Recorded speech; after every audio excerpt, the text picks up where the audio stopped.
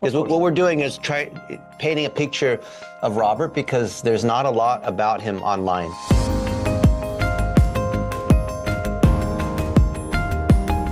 So there are a lot of insurance agents out there. Yes. And like you mentioned, they look kind of the same. Yeah. And people's expectation is that they're kind of generic and cookie cutter.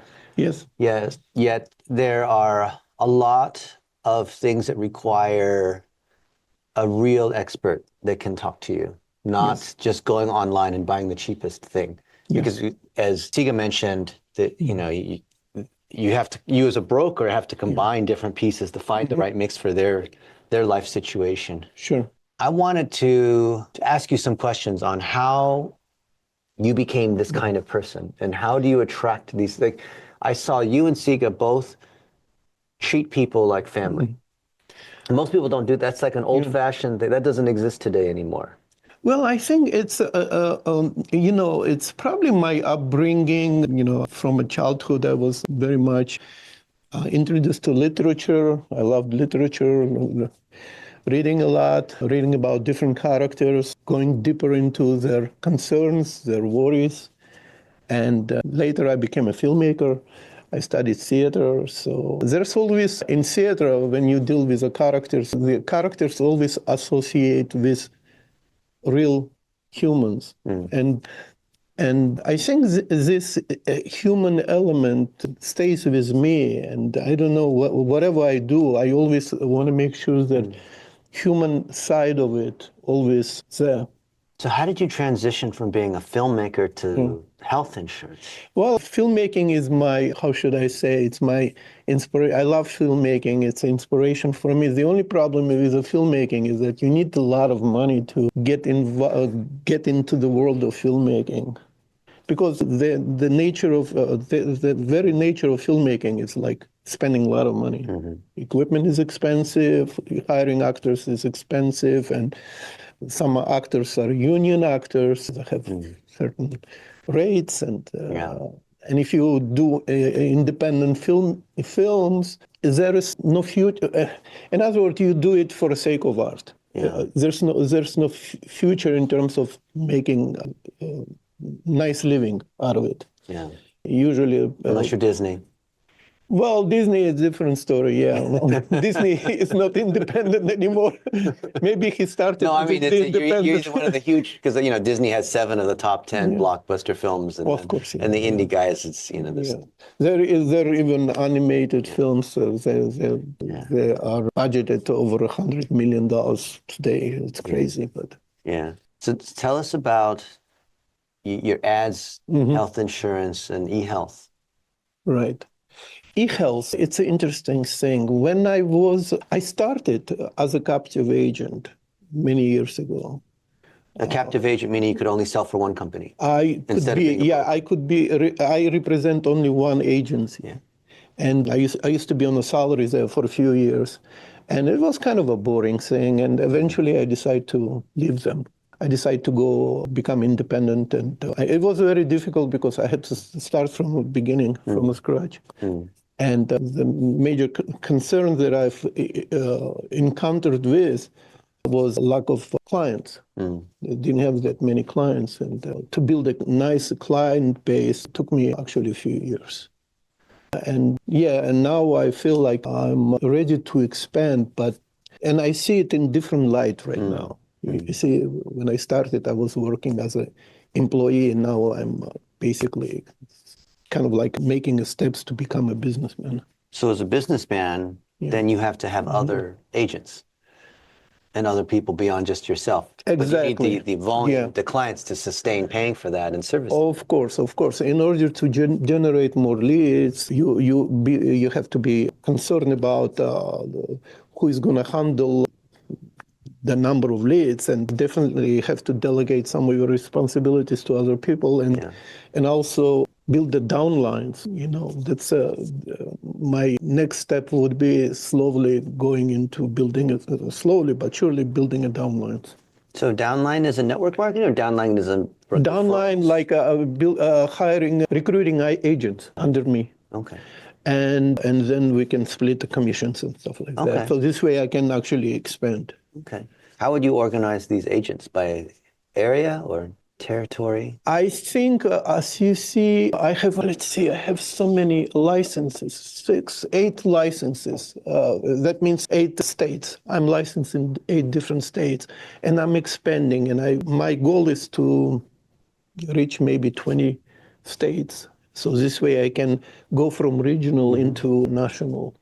So we're in Morristown, Pennsylvania, Yes. right on the border of New Jersey. Exactly. It's a 7 minutes drive from here to New Jersey. What percent of your clients are within a 20-minute drive of here? I have New Jersey clients. I have a radius of 20 miles or so. I have probably 80% of clients from New Jersey are within a radius of 20 miles.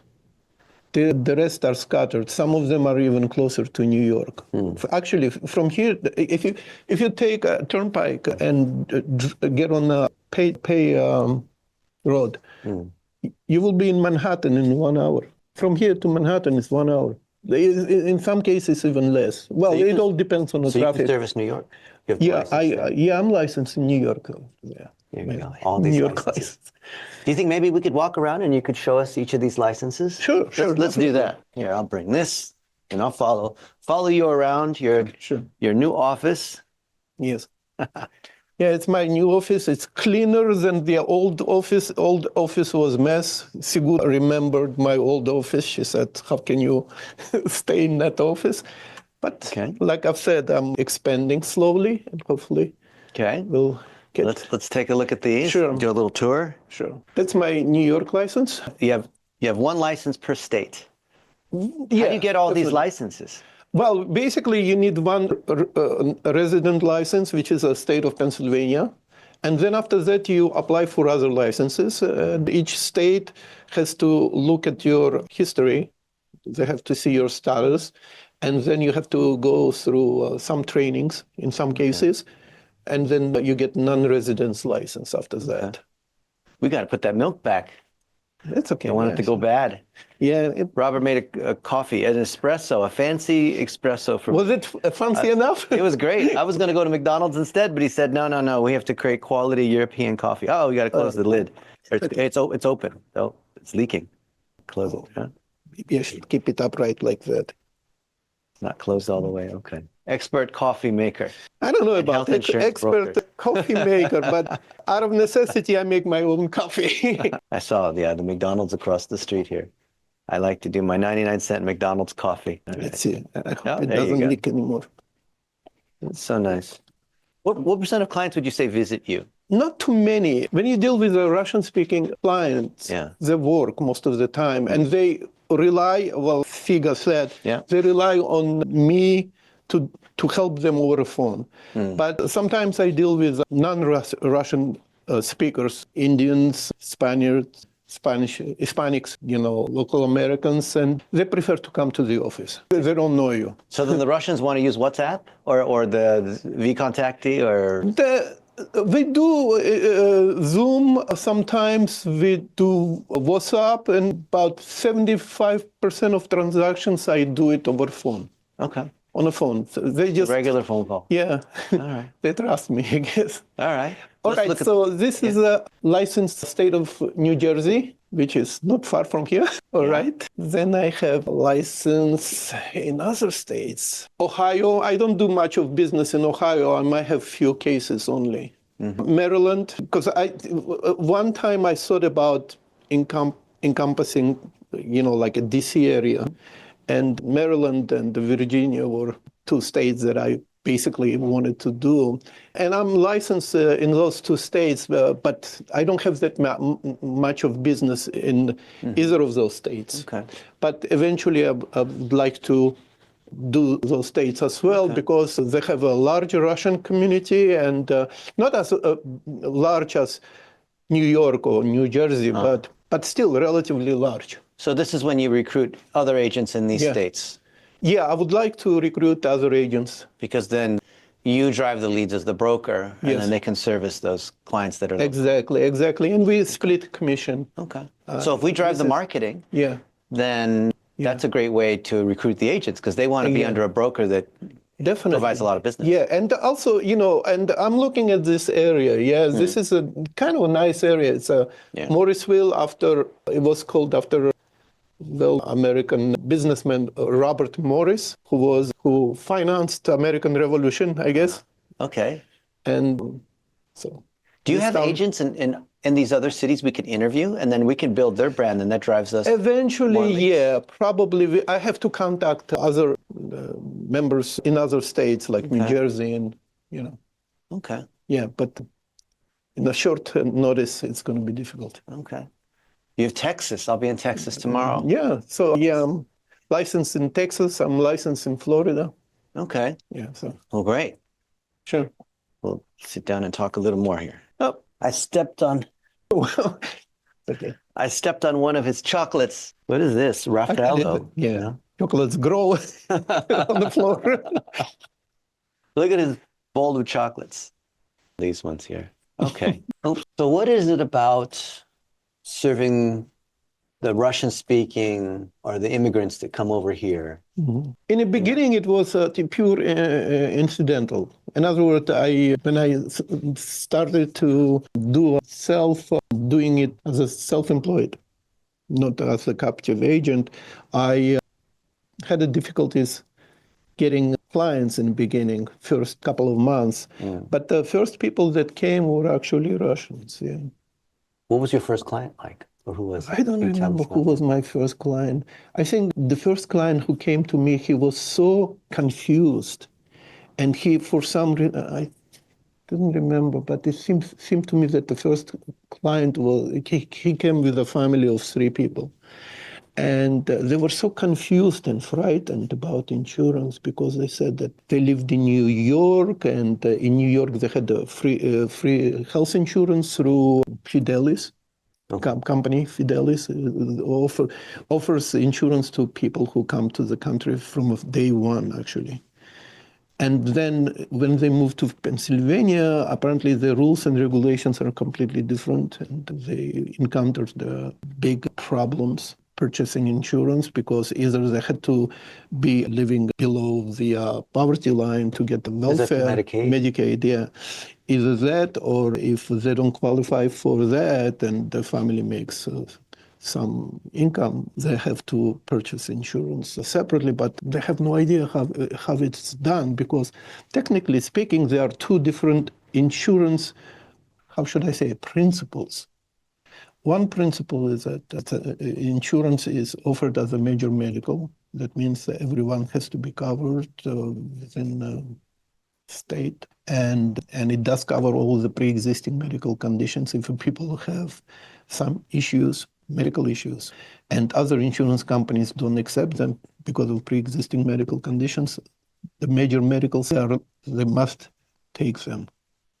That's one type of insurance, and the other insurance is basically like it's indemnity insurance plans, fixed indemnity insurance plans, which means they don't give you comprehensive coverage, but they do offer you some coverage. Some people who are young and healthy, and they don't contemplate purchasing insurance for one reason or the other, they still can purchase this fixed indemnity insurance plan or alternative insurance plans because they do cover something. Like, for instance, if a person needs to go to see a doctor, they have a limited time coverages. Like, for instance, instead of having unlimited doctors coverage, they do offer like anywhere from 6 to 8 visits a year, stuff like that. So some people prefer that. Yeah. And those insurances incidentally cover within all 50 states. Unlike comprehensive medical insurances, which are regional insurance plans, basically cover within a state, and that's it. And if you go out of state, you're not covered anymore. Unless you have a medical emergency or something like that, then they do cover the medical emergency outside of state. But then anything else is not covered anymore. Right. Like, for instance, if a person went to emergency and after that he's supposed to be admitted to hospital, he has to go back to his state to be admitted to hospital. Otherwise, he has to pay out of his own pocket. Or out of network? Or Well, it is out of network, yeah. And out of state also. Because out of state, there are completely different rules and regulations apply. wow, that's interesting. Okay. Yeah. Now you do health insurance for youth. I do a lot of health insurance for youth, and the people who usually buy health insurance, they buy indemnity plans. They don't buy comprehensive plans, unless they go with a family. Indemnity isn't that the most basic, just major medical, very high deductible? No, it's not major medical. It's it's alternative to major medical. It's actually limited coverage insurance plans. Some people like it. I just don't understand why, but they're very happy with it. Because they were trying to save money? No, you see, when someone comes to my office and he says, Robert, I'm 25 and I need some sort of insurance because my parents keep insisting me purchasing insurance and I don't want to buy insurance, but nonetheless, can you offer me some kind of a limited insurance plan that doesn't cost that much money? And I ask him, what's the reason? Why do you want to buy insurance? If you don't want to buy insurance, why will nonetheless? He said, well, maybe once a year I end up in urgent care or something like that. And because more than twice a year or sometimes even once a year, I don't see a doctor. So what's the purpose? I'm healthy. You know, I go to fitness club every day and I have a healthy lifestyle and stuff like that. But you never know, something could happen, cancer, an accident or something. Well, that's why I tell them, even if you purchase indemnity plan, they do cover hospital.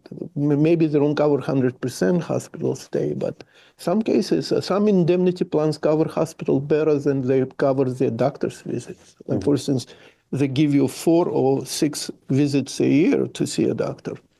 But hospitals, they cover up to 70, sometimes even 80%. So a lot of young adults, they stay under their parents' plan until 26 or whatnot, but Yeah, they 26. have to do something. Yeah.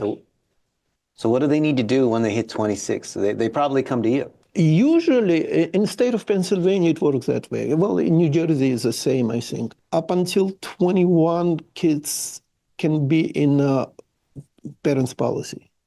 Now, if the kid goes to school and he doesn't have a full-time job, he can stay providing he goes to school on a full-time basis. He can stay with parents' insurance up until 26, yeah. So let's say that someone is a young adult. Yeah. They've moved out of their parents' house. Yes. They're an entrepreneur. Yeah. And they need to have health insurance. What should they be thinking about? Well, there are 2 things. One thing is you have to ask them whether they are in the parents' declaration, tax declaration. If they are not, so they are basically by themselves. So they have to provide their own health insurance. They have no connection whatsoever with the parents. So we have a lot of young adults that are entrepreneurs in our program. And they are conflicted because they think, well, if I go work at the big company, they have health insurance. But if I start my own business, I need to have my own insurance, my health insurance. What do I do? Well, first of all, I ask them, what's the purpose of why do they need insurance and their health condition? If they are healthy and they just need some sort of coverage, limited coverage. Like a safety net, just in case. Yeah, just a safety net. Yeah, then I offer them indemnity plans because it's way cheaper. I'll give you an example. If you buy a good indemnity plan, even so it's a limited coverage. The young adult, age 25, can pay about, if he gets the best plan, $150 a month. That's it? That's it. Wow. Yeah, it's Most cheap. people spend more on Starbucks than that per month. It's true, yeah. It's $150 per month. Okay. It's not bad. But now, indemnity, they can be anywhere in the United States and buy this from you, or they have to be in one of these states? Well, not every state accepts indemnity plan. In other words, not in every state you can register indemnity plan, but once you register, you can use it within 50 states. In other words, like for instance, like United Healthcare offers indemnity plan. It's very good indemnity plan, which is working in state of Delaware, state of Pennsylvania, state of Virginia, Ohio, but it doesn't work in the state of New Jersey. But if you purchase it in the state of Pennsylvania, you have a proof that you reside in the PA or your father or mother resides and you kind of like stay with them. And although you live and work in New Jersey, you can purchase insurance in Pennsylvania and use it everywhere, including in New Jersey. And the truck drivers, for instance, who travel from state to state, and if they are relatively healthy, they prefer to purchase those insurances instead of buying a major medicals, because major medicals only work within the state. And once you leave the state, it only takes care of your medical emergency outside of state. And then you have to come back to your state to be treated for the rest of the treatments. So we have a lot of people that work with us, and some of them are independent contractors, and some of them are employees. If we wanted to provide health care for these folks who are kind of like independent contractors, is that something we can do for them, or they for independent contractors? Yeah, definitely. But and technically, they're independent contractors because they're running their own agencies. Digital agency, not the financial or health agency. Definitely. Yeah, of course, it makes sense. But again, a lot depends on the condition of their health conditions. Yeah. If they have some major issues, I would not recommend them to purchase indemnity plans, unless they want to get it on temporary basis, maybe for 3 or 4 months. Because of the pre-existing conditions. Because, exactly. Okay. For instance, incidentally, those indemnity plans don't cover pregnancy either. The woman can come to you and she might say, oh, I'm healthy, I don't have any issues. I need to have a pregnancy coverage. No, indemnity plans don't cover it. They consider pregnancies to be a pre-existing medical condition. Even if you get pregnant later, that's not pre-existing. Okay. Well, it's crazy, but that's how it works. And I say, well, once you complete the delivery and you have a healthy baby, you can come back and I'll, enroll you in one of those plans. It's not a problem, but okay. So let's say they work with us and they don't have a pre-existing condition. What would generally, I'm not asking for a quote, but what would the general price be for somebody? If they have a pre-existing condition? No pre-existing condition. $150 sounds ridiculously cheap. Those are for male adults. For female adults, even if she's not pregnant, the rates are 25% higher than the male adults if it compares the same age. Really? So that's not discrimination. They can do that, huh? Well, they say that the woman goes to see a doctor more often. But it's not higher for female car insurance, is it? Well, I don't know about car insurance. Are the females better drivers? Well, I think there's a PNC, there's also discrimination in a sense because young adults pay 5 times more than, say, people my age. Yeah, because they're more reckless when they're driving. Okay. That's true. So the females pay more for the health insurance. Okay. Not just because of the pregnancy, but not just pregnancy is not covered, period. Right. It's not covered at all. Right. But once she's okay, she completed delivery and she's healthy and she returns to indemnity plan. Her rate's going to be 25% higher than a male same age. Okay. Yeah. What about someone who has a family? Well, that's family. I'll give you an example. If sometimes family works that way, they have family of 4 people or family of 3 people. Husband doesn't want insurance because he might have insurance through the job, through the employer. And the wife says, I need insurance, indemnity insurance with my child. And I always say, why are you buying insurance? I'm buying insurance for my kid. I don't frankly need insurance. I said, in that case, it would be better if if your husband purchases insurance with the kid because it's going to be cheaper. Well, he's 5 years older than I am.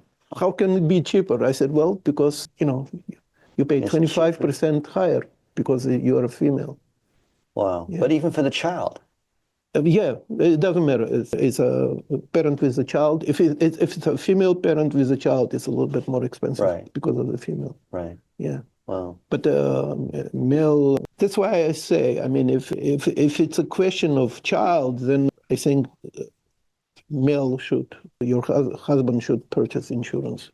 In digital marketing and, programming technical things, it tends to be male driven. Yeah. So usually it's going to be males that initially it's just them. Yeah. But then as they're working with us, Yes. over the years, they get married and they have a child. Yes. And they're going to want to have their own health insurance. Because, Right. maybe when they started with us, they were in their early 20s, and now they're getting older, so they have to think about this. So what should they do? Or what does that look like? Well, how do they think about this? When you say older, what age? Like they're 25, 26 now. It doesn't make much difference. It doesn't make much difference because it's not like how should I say, from age 18 to 55, insurance for males are cheaper. From 55 on, insurance for males more expensive than for females. Why is that? Well, because men tend to drink more. They have liver issues. They have cardio issues. They have heart attacks more often at this women age live than longer. Women lives longer, exactly, yeah. Oh. Yeah. So I think the key age is 50 plus. The males insurance is always cheaper. Anything over 50 plus or 55 plus, the rates are probably 25% higher for male than female. It flips. Does the premium go up, from 18 to 50 every year because they're getting older? Yeah, premiums go up for a few factors. Yeah, age, because they look at the age bracket. Say if you are 18 to 25, and then from 25 to 30 and 35 to, the premiums go up incrementally. Is there a physical, like with certain kinds of life insurance, I think you have to do a physical. With the life insurance, you need to do the physical. Health insurance, you don't need to do the physical. They deny you coverage because you have a pre-existing medical. You put down in applications that you have liver issues or kidney issues or heart attack or some sort of surgery was done a few months ago, a year ago. They can deny you coverage. They don't do any. There's no checking. Checkings. Okay. Yeah. What would a typical cost be then for someone who's, as maybe you said even like good indemnity is only $150 per month if you're a young male. If you up to age 30, 29, yeah, but from a 30 on, you are in different age bracket. Yeah, okay. Obviously. But rates go up incrementally. They don't like skyrocket. Okay. So if I was a young adult and I started my own digital agency, and we have a lot of young adults that are doing this, and they just kind of want a general sense to budget what this thing costs. And they say, the $150 a month, that's for good indemnity. Let's just say, what happens if I spend $300 or $400? Can I get comprehensive, or can I get something better if I pay more? Comprehensive, obviously. With a comprehensive health insurance, you can buy group insurance from if you are the employer and you offering employer-based insurance for your employees. But there are different rules and regulations apply. Okay. When you do that, because if you are an employer and you're purchasing insurance for your employees, you are liable to pay at least 50% of premiums for your employees. At least 50%. In some cases, employer takes full responsibility of premium payments. So we have a lot of independent contractors. I was thinking if the price is so cheap, we could just pay 100% for all of our people. Of course, but if it's only a couple $100 a month. But you cannot buy indemnity plans as a group insurance. Indemnity plans, there are some indemnity plans that kind of like they're mixture between indemnity and major medical. Okay. I don't know about the state of Pennsylvania. I know in some states, maybe Texas, I have to check.